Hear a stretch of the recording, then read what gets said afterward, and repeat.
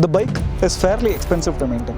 You don't buy a motorcycle, you buy into a family. It is not as agile as the RTX. If you are somebody who wants great reliability, it is better off to go with KTM. That was a very hard punch. In 2026, this bike does not have enough tech that the competitions are offering, and this bike is also more expensive than the competition. For the same amount of wheel travel, you can get longer suspension travel because of if you want the best machine for highway cruising and if you want good pillion comfort, this is what you should go for. The gyroscopic couple builds up. It will increase the effort required for you to change direction. If you are considering whether to buy this or not, here's the answer.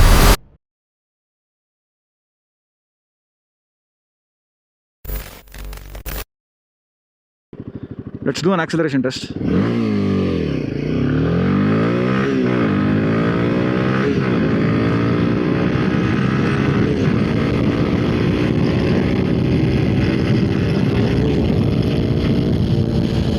Kid you not, but it is actually scary.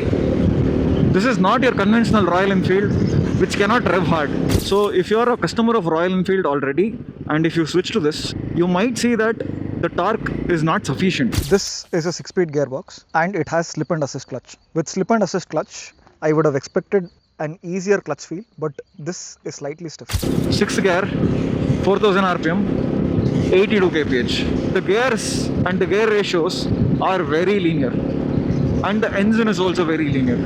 Let's try clutchless upshifts and downshifts. First gear, second, third, fourth, fifth, sixth. Very comfortable, very comfortable. For the 21-inch wheels, I thought this would not provide enough stopping power, but I was really surprised. We spoke about the engine, the gearbox, the brakes. Now it's time to talk about the handling. Now let's do single lane change. Single lane change is indicative of you trying to avoid an obstacle. Let's do that. To go right, I'll push hard on the right.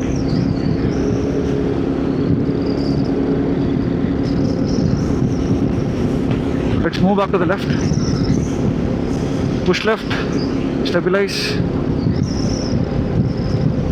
So what I see is the bike offers a bit of resistance, especially because of the larger front wheel. It requires effort for you to muzzle and change lanes, but it also offers great amount of stability. So for the effort, I give it a 6.5 out of 10 because it requires effort to maneuver. Ease of maneuver again is a 6.5 out of 10 because of the weight of the motorcycle, but stability I'd give it a 7 out of 10. Feels very stable. Let's quickly do a double lane change. Double lane change is indicative of you performing an overtake. Let's do this.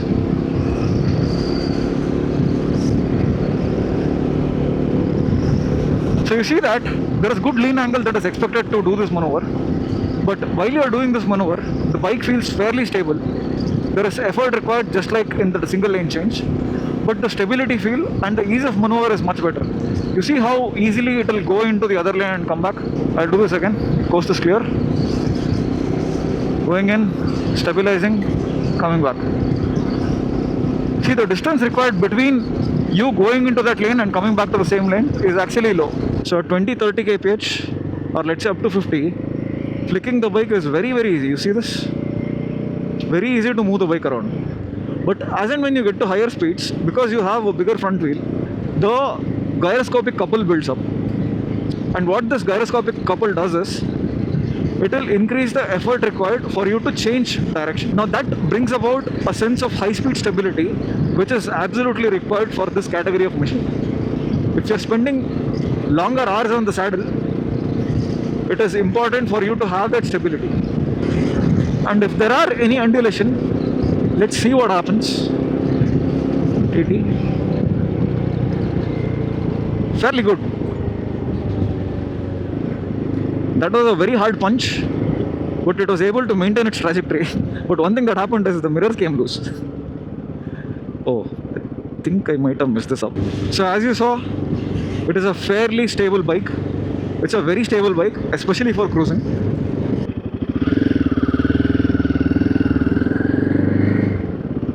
If I have to go very, very slow, I'll have to pull in the clutch, because the moment I pop the clutch and I let it settle at idle RPM, I'm already at 10 to 11 kph. Fairly peaceful at these speeds, but our bumper to bumper traffic speeds are much lower. There is a bit of steering corrections required, but it is manageable. Only thing is, there is effort required in correcting the steering, but the bigger worry I have is the modulation of the throttle. So to maintain speed, there is a bit more effort required both from the clutch and from the brakes. So more than the steering corrections, there is effort required in terms of modulation. For steering correction, I'd give it a 6.5 out of 10. For throttle modulation, I'd give it a 6 out of 10. And for stability, I'd give it a 7 out of 10. It feels fairly stable, but the modulation required is high. I wish the mirrors were slightly bigger. I know it goes with the overall design of the bike. Sorry, it actually goes with the headlamps. Not sure about the overall design of the bike. Since this is built for touring, I would have preferred slightly larger mirrors. Better visibility also makes it feel more safer. Change of direction is pretty decent, but it is not as agile as the RTX. So that was about the handling. Let's talk about the ergonomics of this motorcycle. Oh Guru Bega. Let's talk about the ergonomics on this motorcycle. Somebody who is 5'6", 167 centimeters, I can somehow reach on both sides. Not easy to manage, but it is manageable. The bike weighs around 198 kilos, and if you were to park this in metro stations or tight parking spots, you'll find it very difficult to pull.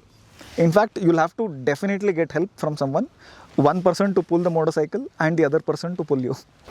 To give you a sense of how heavy this bike is, I'll put this vehicle on center stand.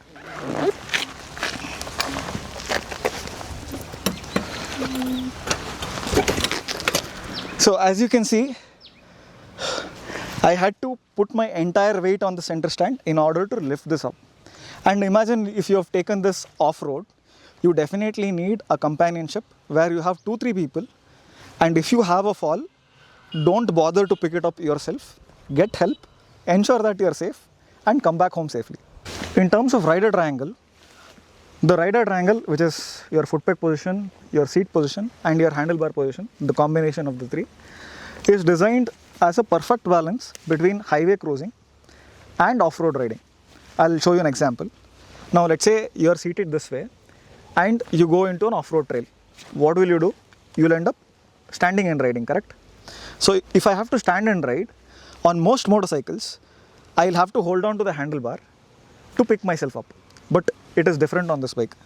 Look at this. Very easy to stand up and sit down. That is how comfortably they've placed the foot peg.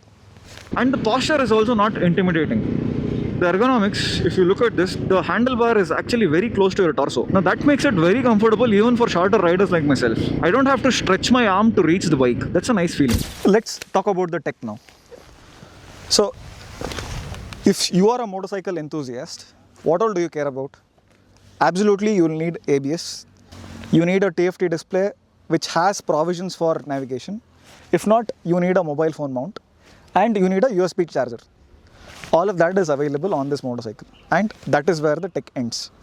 It does not have cruise control, it does not have adjustable suspensions, and it does not have any features that sounds gimmicky. I like the way the instrument console is actually designed. More emphasis on RPM, a little about speed, and it shows the gear position.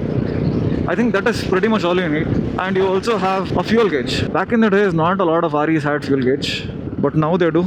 And especially with the carburetors going away, it becomes very much necessary. If you are somebody who needs features as a priority, you are better off getting the Apache or the KTM. But if you are in for a good ride experience where you can clock kilometers on the highway, then this is the motorcycle that you should go for. Let's get this motorcycle off the main stand and we'll talk about comfort.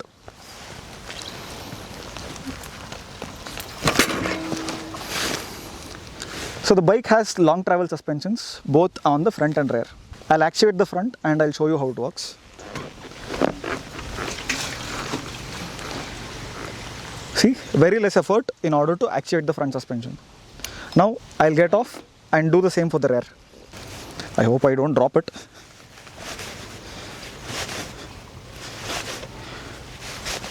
Very easy while compressing And while coming back up, there is a slight bit of resistance there. Check this again. See that? In terms of comfort, the Himalayan is actually set up on the softer side. If you compare it against the KTM or the TVS Apache RTX, this is a lot more plush. If you're going out on broken roads or on rough patches, what you will see is the suspensions compress a lot and you will have a sense of comfort. But as and when you pick up speed, you'll see that the KTM and the RTX do better. On these broken patches, it is fairly comfortable. Let's go over this bump. See, I don't really have to slow down for any of this. There is a bump here.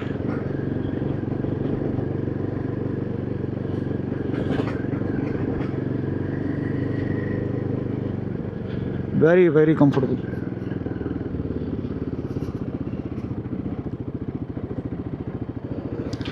See, the suspensions are very plush.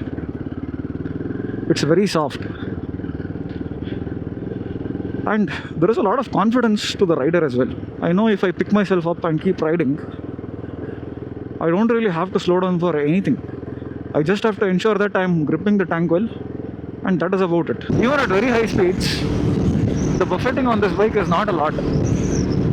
If you compare it against the likes of RTX, the buffeting is very high on the RTX and requires you to have adjusters for the windshield. But this is fairly comfortable. And the torque is so much that it feels like you needed one more extra gear. Now let's check out the comfort on the rumble strips here. Let's see how the front suspension is actuated. Hardly anything that I could feel. Again. Now let's brake.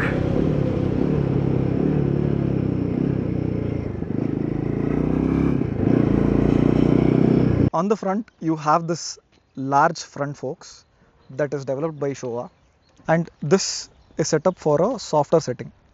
On the rear is where you find something interesting. You see this mechanism here.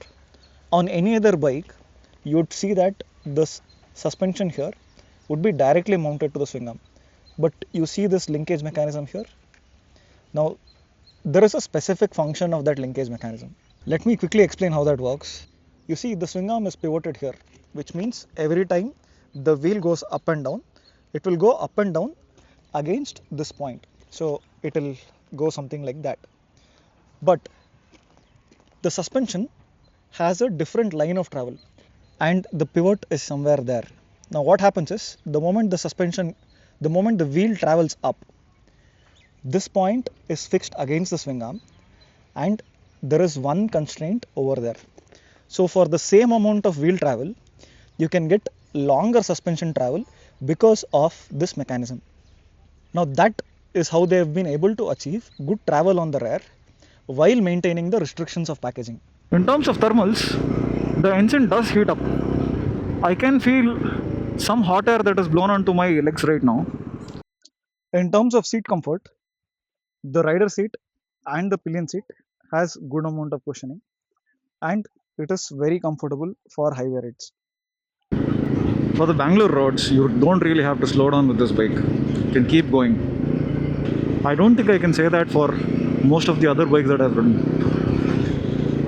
Of course, they are capable, they are good, but nothing comes close to this. I think this is one of the most comfortable bikes that you can own for Bangalore roads or any city that has broken roads like this. Lift yourself up and keep going. A very, very capable machine, I tell you. And like I've mentioned before, this is a very plush vehicle. So the suspension setup is soft and it is built to ensure that you can relax comfortably. And this is meant for people who have lower back issues. If you're someone who has back pain and if you want to get into riding and you want a comfortable machine, this should be your top pick.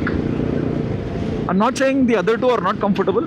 I'm just saying that for your use case and for your pain point, this is a much more comfortable bike. The bike is available in 6 colors. It is very difficult to pronounce these names, so I'll use my phone. So they have Kaza Brown, Salte Himalayan Salt, Slate Poppy Blue, Hanley Black, Kamet White and Mana Black. In my opinion, the colors that I love the most are this color, which is the Hanley Black, and there is one more, which is the Salte Himalayan Salt. Hennis Garage was started with an intent to help racers go faster around the racetrack. We want to use the expertise that we have built there to help you buy better products and give you product reviews like no other channel would. If you are in the market today trying to buy a motorcycle or a car, you can reach out to us on WhatsApp. The link is in the description. Here are 5 things we love about this motorcycle. Number 1, you don't buy a motorcycle, you buy into a family. Number 2, the design of the motorcycle will definitely age well. Number 3, the chassis and the suspensions on this bike is excellent. Number 4, the highway cruising and the comfort it offers is beautiful. Number 5, the brakes on this bike is a benchmark for any adventure in this category. Here are 5 things we hate about this motorcycle. Number 1, the refinement on the engine, although it is decent, because the chassis and suspensions are so good, it feels like the engine is a little bit unrefined. Number 2, the bike is fairly expensive to maintain. Number 3, the brakes on this motorcycle, especially the rear, wear out faster because of the position of the foot peg. Number 4, the weight of this motorcycle and the size of this motorcycle makes it slightly difficult to manage in tight parking spots. Number 5, in 2026, this bike does not have enough tech that the competitions are offering, and this bike is also more expensive than the competition. If you are considering whether to buy this or not, here's the answer. If you are somebody who wants great refinement, great reliability, it is better off to go with KTM. If you are somebody who wants good tech on offer and want the bike to be relevant 3 to 4 years from now, then go for the TVS. But if you are in for pure riding experience, and if you want the best machine for highway cruising, and if you want good pillion comfort, this is what you should go for. Thank you for watching this video until the very end.